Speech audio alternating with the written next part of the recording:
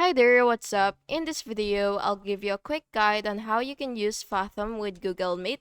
So this is helpful for capturing, transcribing, or summarizing Google Meet sessions automatically. So the first thing that you will have to do is go to your Chrome web store and look for Fathom AI Note Taker for Google Meet. So you just go ahead and click that.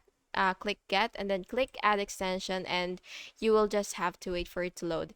And once it's installed, what you will have to do is you will have to sign into your existing account if you already have one, and then you will open your Google Meet, and then you will just have to start or join a meeting, and then you will click Fathom extensions, and of course you do have to make sure that you have your Fathom extension enabled, and then after that you will just have to grant the permissions, and that's basically just it.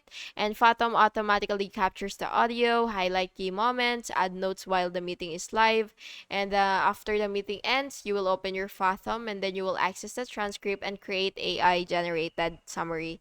And yeah, that's basically just it. And by the way, you could also export the summary as PDF, text, or shareable link, and you can now send it to your teammates or save for reference.